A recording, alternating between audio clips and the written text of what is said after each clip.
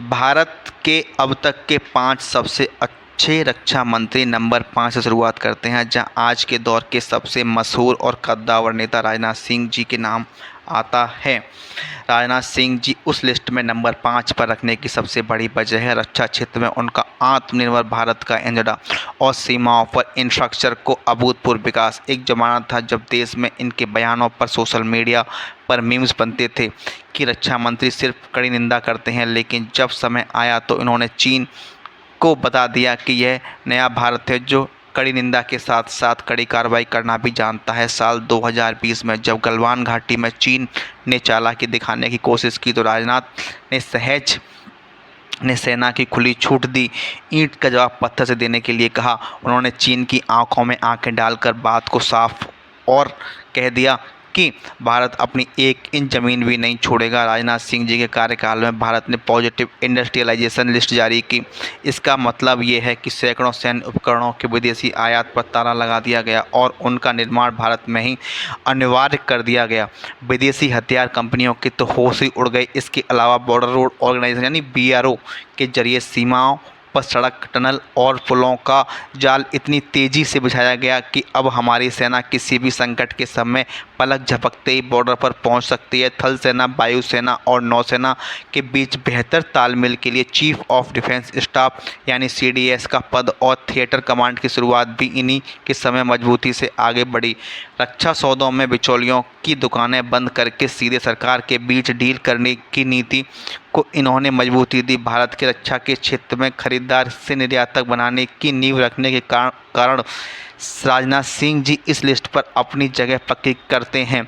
वह अब आगे बढ़ते हैं क्योंकि नंबर 5 के बाद नंबर 4 पर जो रक्षा मंत्री उनकी कहानी सुनकर दुश्मनों के पसीने छूट जाते थे, वह कोई सूट बूट हाई फाई मंत्री नहीं थे, बल्कि ज़मीन से जुड़े एक ऐसे आंदोलनकारी थे जिन्होंने भारतीय सेना के जवानों के दिलों पर राज किया।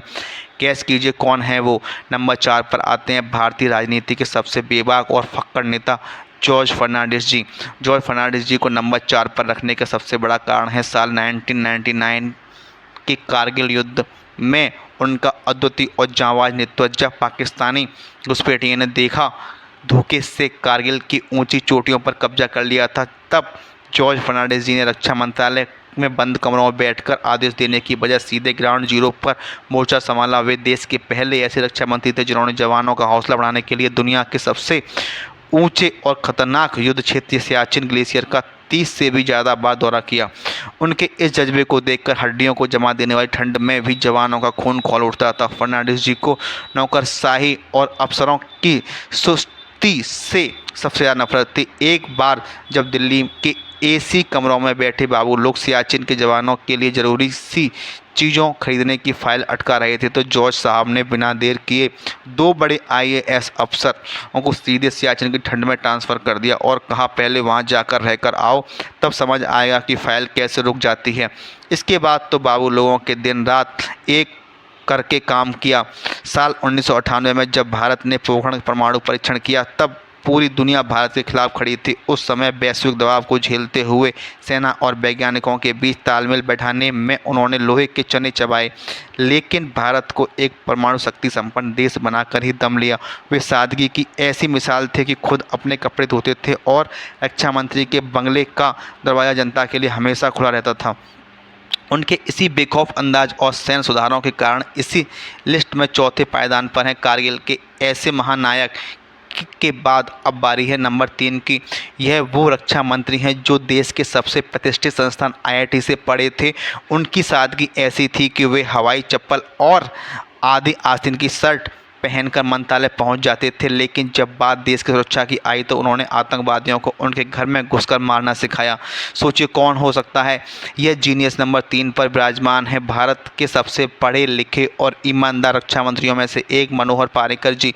मनोहर पर्रिकर जी को नंबर 3 पर रखने का सबसे बड़ा कारण है भारतीय रक्षा नीति को रक्षात्मक और आक्रामक बनाना और साल 2016 की ऐतिहासिक सर्जिकल स्ट्राइक पूरी में जब आतंकवादियों ने हमारे सोते हुए जवानों को कायराना हमला किया तो पूरे देश गुस्से में उबल रहा था। उस वक्त मनोहर पर्रिकर जी ने सेना के साथ मिलकर एक ऐसी गोपनीय रणनीति तैयार की जिसने भारतीय सैन्य इतिहास को हमेशा के लिए बदल दिया। भारतीय कमांडोज ने सीमा पार जाकर आतंकवादियों के लॉन्च पैड्स को पूरी तरह नेस्तनाबूद कर दिया और सुरक्षित वापस लौटे।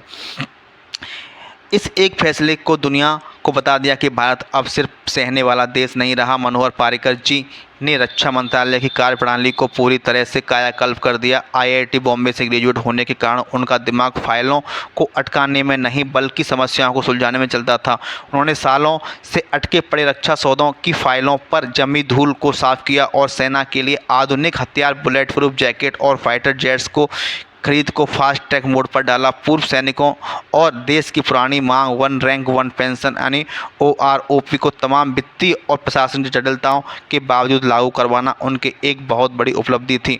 उन्होंने रक्षा मंत्रालय में भ्रष्टाचार की जड़ों पर ऐसा प्रहार किया कि दूध का दूध पानी का पानी हो गया। उनके इसी क्विक डिसीजन मेकिंग और बेदाग छवि के कारण उन्हें इस लिस्ट में तीसरा स्थान मिला हुआ है। सर्जिकल स्ट्राइक इस मास्टरमाइंड की सादगी को सलाम करने के बाद अब आगे बढ़ते हैं नंबर 2 की तरफ। नंबर 2 पर वो नेता हैं जिन्होंने जब देश की कमान संभाली थी, जब भारत 1962 के युद्ध में चीन से एक बेहद दर्दनाक हार का सामना कर चुका था। मनोबल पूरी तरह टूट चुका था और सेना बिखरी हुई थी। उस हारी हुई बाजी को पलटने वाले जांबाज नेता कौन थे? नंबर 2 पर आते हैं आधुनिक भारतीय सेना के शिल्पकार यशवंत राव चौहान जी। यशवंत राव चौहान जी को नंबर 2 पर रखने की वजह है कि उन्होंने शून्य से शुरुआत करके भारतीय सेना को एक अजय शक्ति में बदल दिया। साल 1962 में जब चीन ने भारत की पीठ पर छुरा घोंपा तो उस समय के रक्षा मंत्री V.K. कृष्ण मेनन ने गलत फैसलों के कारण देश को भारी नुकसान उठाना पड़ा था। जवाहरलाल नेहरू जी ने संकट की उस घड़ी में यशवंत सिंह चौहान जी को महाराष्ट्र से दिल्ली बुलाया और रक्षा मंत्रालय की जिम्मेदारी सौंपी। जवाहर जी ने आते ही सबसे पहले सेना के जख्मों पर मरहम लगाया और उनके टूटे हुए हौसलों को आसमान पर पहुंचाया। उन्होंने हिंदी चीनी भाई भाई के उस रूमाली गुब्बारे को फोड़कर कड़वी हकीकत को स्वीकार किया और सेना का आधुनिकीकरण शुरू किया। उन्होंने रक्षा बजट का रिकॉर्ड स्तर पर बढ़ाया, सैनिकों के लिए नए और आधुनिक हथियारों का इंतजाम किया, पहाड़ों पर लड़ने के लिए विशेष माउंटेन डिवीज़न का गठन किया और सैन्य ट्रेनिंग के 2 तरीकों को पूरी तरह बदल दिया। चौहान जी के इस दूरदर्शी सोच और कड़ी मेहनत का नतीजा था कि मात्र 3 साल बाद जब 1965 में पाकिस्तान ने भारत को कमज़ोर समझकर हमला किया तो भारतीय सेना ने उसे ऐसी शिकस्त दी कि पाकिस्तान के टैंकों का कब्रिस्तान बन गया।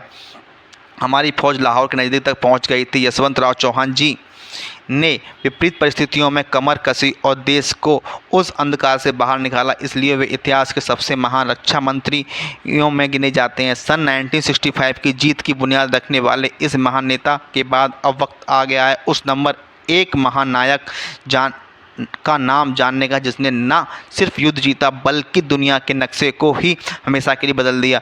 एक ऐसा योद्धा जिसने दुश्मन सेना के वीरों की हेकड़ी ऐसी गुम हुई कि इतिहास के सबसे बड़े आत्मसमर्पण हुआ। कौन थे वे? नंबर 1 रक्षा मंत्री। नंबर 1 पर गर्व से नाम आता है बाबू जगजीवन राम जी का। बाबू जगजीवन राम जी को इस लिस्ट में बिना किसी शक के नंबर 1 पर इसलिए रखा गया है क्योंकि उनके कार्यकाल में भारत ने साल 1971 का युद्ध में पाकिस्तान के खिलाफ अब तक के सबसे ऐतिहासिक, निर्णायक और सबसे बड़ी सैन्य विजय हासिल की थी। इस युद्ध के बाद पाकिस्तान के 2 टुकड़े हो गए थे। दुनिया के नक्शे पर एक नए स्वतंत्र राष्ट्र बांग्लादेश का जन्म हुआ। बाबू जगजीवन राम जी की सबसे बड़ी खूबी यही थी कि वे जमीन से जुड़े नेता थे और संगठन चलाने में माहिर थे। उन्होंने युद्ध के दौरान फील्ड मार्शल सैम मानेकशॉ और अन्य सेना प्रमुखों के साथ ऐसा तालमेल बिठाया जिसकी मिसाल आज भी दी जाती है। उन्होंने सेना के राजनीतिक फैसलों में कभी भी राजनीतिक दखल अंदाजी नहीं की और सैन्य लीडरशिप को पूरी छूट दी जाती थी। उनका साफ मानना था कि युद्ध कैसे लड़ना है जनरलों को तय करने दो। सरकार का काम उन्हें साधन उपलब्ध कराना है और जब युद्ध शुरू हुआ तो बाबू जगजीवन राम जी ने पीछे रहकर रसद, हथियार और लॉजिस्टिक्स की सप्लाई चेन को इस तरह से मेंटेन किया कि भारतीय सेना को पूरे युद्ध में के दौरान किसी भी चीज़ की कमी नहीं हुई। इसी बेहतरीन जुगलबंदी का नतीजा था कि महज 13 दिनों के भीतर पाकिस्तानी सेना के कमांडर जनरल नियाजी ने अपने 93,000 सैनिकों के साथ भारतीय सेना के सामने बिना शर्त घुटने टेकने पड़े।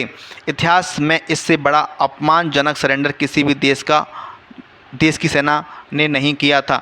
पाकिस्तान जो हमेशा कश्मीर को हथियाने के सपने देखता था, उसे बाबू जगजीवन राम ने ऐसी धोबी पछाड़ मारी कि आने वाली पीढ़ियां भी उस हार को नहीं भूल सकती हैं। संकट के समय अचल रहने वाले सेना को पूरा सम्मान देने और भारत के ऐतिहासिक गौरव दिलाने वाले बाबू जगजीवन राम जी अब तक के सबसे सर्वश्रेष्ठ रक्षा मंत्री रहे हैं। और आपको ये वीडियो कैसा लगा हमें बताइए कमेंट करके। जय हिंद, जय भारत।